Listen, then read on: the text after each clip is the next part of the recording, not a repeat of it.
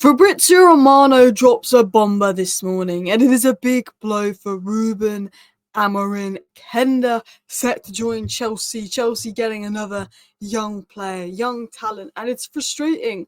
But this was out of Amorim's hands. This highlights the bigger problems at the club. And why isn't this good news for Amorim? Who are the alternatives? Manchester United will sign a right wing back. What else do we know in terms of the Quenda situation? But also, Berrada has spoken about United's plans, the Europa League, the impact of winning the Europa League. We'll discuss. Marcus Rashford is called up. We're going to talk about Casemiro in today's video. We're going to talk about Zirkzee, their recent performances, and how they've been quite underrated. So hello, and welcome back to Alice Talks Football, and welcome back to your 10-minute Manchester United news and transfer news roundup. Let's start with this first story on Quenda. So, news broke by Fabrizio Romano in the early hours of the morning that Chelsea, Quenda, here we go, and a medical had been done. The fact that Chelsea had signed Quenda, done a medical, and we didn't know a thing about it, and we wake up today and say, here we go, is crazy. Because we get linked to players for months and months and months, and then more months and months and months and bids, and will it happen, won't it happen? Chelsea just was like, yeah, by the way, Chelsea fans, you can wake up and you sign Quenda, a player that would have been a very good sign for United, a player that we thought United were going to sign because there was news outlets confirming interest, confirming he'd agreed personal terms and that the deal was close. I mean, they did it with Neto. They have a good relationship with George Mendes. They got Neto like that. They got Quenda like that. Chelsea's ability to basically go and do a deal, to actually have the player do the medical, it'd be done and announced is crazy.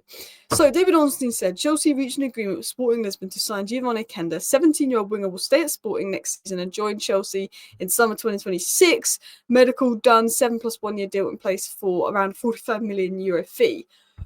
So it's about £38 million, which I think is a decent fee, but I think United weren't willing to go over £35 million, and we didn't have the money, and that sort of let us down in that sense. Fabrizio Romano said that Manchester United have been in the conversation for weeks for Quenda, but they couldn't move fast because of FFP, and they still need to sell players. Now, I look at it and I think, if I'm Quenda, I think Ruben Amorim's the player that brought me through. Ruben Amorim's the system that suits me. While Man United aren't great, Chelsea are specifically known for stockpiling talent. They just brought Esteban in that's going to play the same position as him, who's probably, could have a higher ceiling than him. If I'm Quenda, I sit there and I think I'll wait for Manchester United because I want to be with Amorim. And the fact that he doesn't wait for Man United to want to be with Amorim is a little bit worrying. Has Amorim not got the pull? Has Man United not got the pull? It's worrying. But then I also think this probably isn't about Amorim not having the pull or it being a red flag in regards to Amorim. This is probably just it being a red flag in regards to United being able to get the deal done. It's frustrating because you think he'd wait for United and not go to Chelsea, especially when the system suits us. He's not a fullback in a back four. So when Chelsea signing Quenda is for him to be a right wing. Chelsea have Esteban coming in. They've got players. They're signing a lot of left-footed right wingers. That's my only question about it. I think he's a great signing for Chelsea.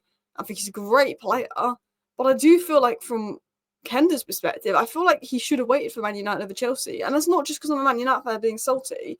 I know that we're 14th. I know we're not great. I know we're not the best place for developing talent.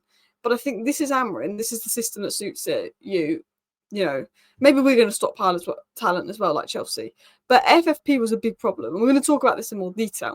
Now, before I talk about the big problem and why this is a setback for Amorim, it was said that Amorim is targeting Quenda, 33 million, and Braga's Roger Fernandez, a 19-year-old winger, as a cheaper alternative for the summer transfer window. Now, this was obviously said last month. It was said that Amorim is familiar with both from Portugal, favours Quenda, but will welcome Fernandez. Now, we know that Amorim favoured Nuno Mendes over Dorgu. We couldn't get Nuno Mendes. It's a shame. Oh my God, he was so good versus Liverpool, wasn't he? But we ended up getting Dorgu. We're happy with Dorgu. It's a good alternative. I think Man United will have alternatives. And one thing Ineos have made very clear, with Brentford being the main example in the summer, is they're not going to overpay. They're not going to overpay. I got something in my eye, sorry. So, why is this a huge blow for Ruben Amorim? FFP and PSR regulations basically mean we're broke, and is a huge setback because it means we can't sign anyone before July unless we sell someone before July. So hopefully we can sell players up in June, but that means we're not going to be able to sign anyone before July, which means certain players will go to other clubs because they'll lose patience in getting that move. It's easier to sign players quicker in the window. It means we have less time in pre-season. This meaning we can't sign players till July unless we sell in June, means less time in pre-season, settling in, Amorim not having his players on time. That can affect your first 2 games of the season. That could affect 4 points, for example, first couple of games of the season. So that's a big setback.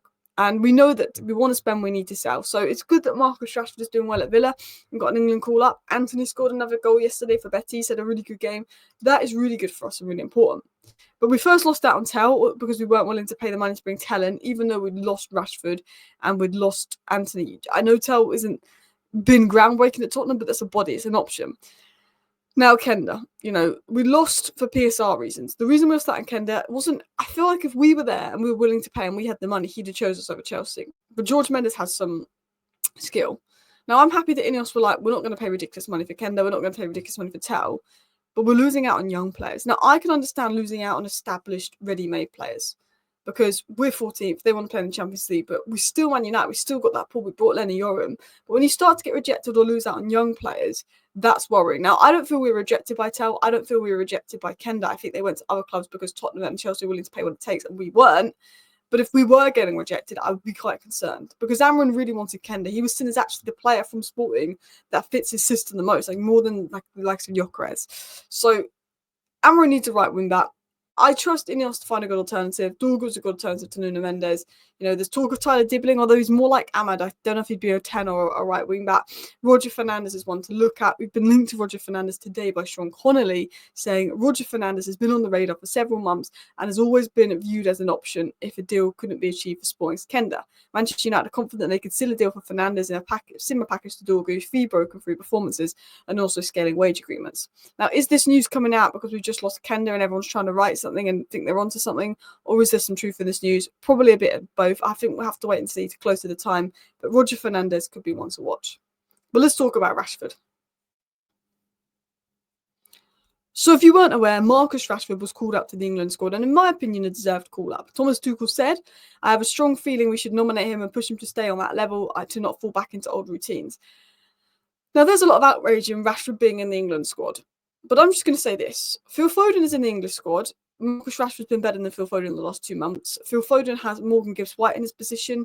He has Eze in his position, Bellingham in his position, Palmer in his position, Maddison, who's been all right for Tottenham, in his position, Morgan Rogers in his position, in Phil Foden's position.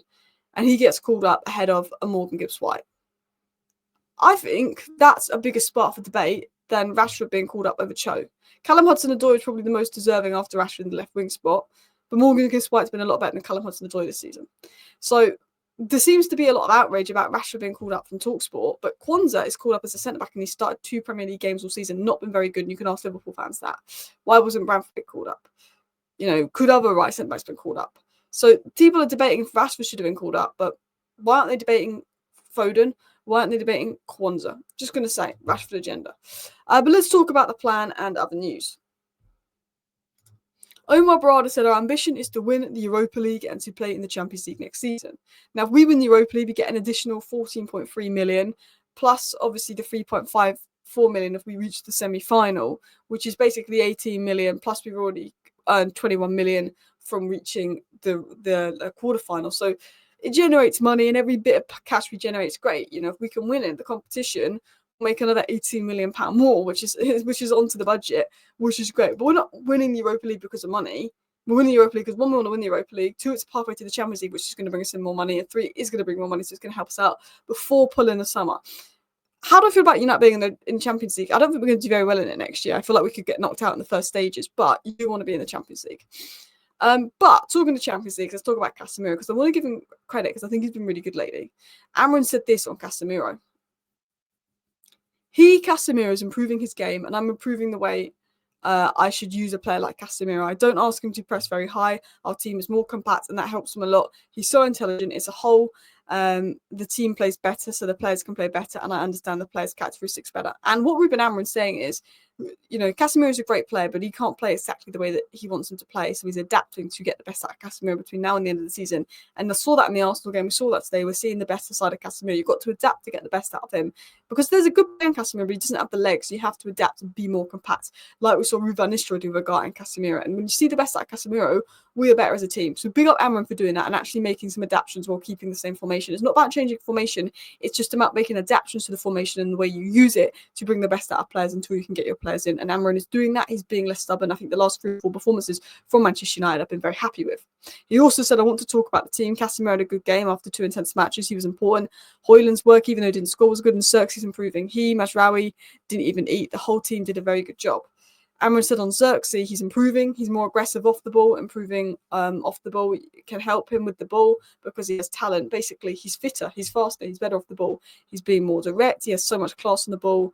But he needs to think more like a striker. He's still a 10, and I think he will be a 10 at United, not a striker, but I think he's right. But I said this yesterday, I tweeted this. If Foden had put in the performance Zirkzee did tonight, the English media and pundits would have been creaming themselves. What a performance from Zirkzee. Deserves more recognition because over the last 2 months, he's really stepped up. Really impressed with Zirkzee. He was showing the signs. He's developing. He's getting better. After the setback he had and being booed off, it's great to see. Thank you for watching. Let me know your thoughts down below. See you next time. Bye.